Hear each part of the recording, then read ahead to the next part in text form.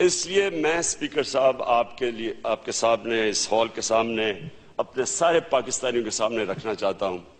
کہ سارے اپنے اختلافات ختم کریں۔ میں سب کے پاس جانے کے لیے تیار ہوں، ہم سارے بیٹھتے ہیں۔ میں مولانا صاحب سے میری آج کل کافی کشیدگی ہے، میں مولانا صاحب کے پاس جانے کے لیے تیار ہوں، میں سب کے پاس جانے کے لیے تیار ہوں، لیکن میں چاہتا ہوں کہ اس وقت یہ پاکستان کا ڈیفائننگ مومنٹ ہے۔ مجھے اتنا میں آپ کے سامنے کہنا چاہتا ہوں، چودھری نثار صاحب آپ کے سامنے، آپ میرے پرانے سونین ہیں، میں آپ کو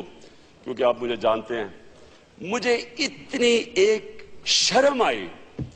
کہ یہ امریکنز ہمیں کتنا نیچا سمجھتے ہیں، یعنی یہ ہمیں یہ غلاموں سے بھی نیچا سمجھتے ہیں۔ یعنی ان کی بے حسی یہ ہے کہ یہ ملک تباہ ہو رہا ہے ان کی جنگ میں، لیکن ان کو اتنی قدر نہیں ہے کہ یہ ایک دفعہ بیچاری ایک قوم جو غربت بڑھتی جا رہی ہے کہ وہ بیچاری امن کی طرف جا رہی ہے، اور انہوں نے اتنی بے دردی سے ہمارا پیس پروسیس ختم کیا ہے۔ یعنی وہ ہمیں کتنی حقارت سے دیکھتے ہیں، کیونکہ ہم خود غلام ان کے بنے ہوئے ہیں، کہ ہم ڈالر ہاتھ پھیلا کے ان کے سامنے کھڑے ہو جاتے ہیں، کبھی مانگنے والے کی بھی کوئی عزت کرتا ہے۔ جب ہو سکتا ہے کہ اگر ہم آج سٹینڈ لے لیں، ہو سکتا ہے کہ یہ ہم ایک قوم بن جائے،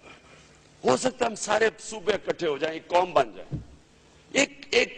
قوم بنتی ہے خودداری سے، بیکاری قوم نہیں بنتی، بھیک مانگ کے اور قرضے لے کے قوم نہیں بنتی۔ ہم کہ جی وہ پیسے بند کر دیں گے، وہ یہ بند کر دیں گے، یہ وقت ہے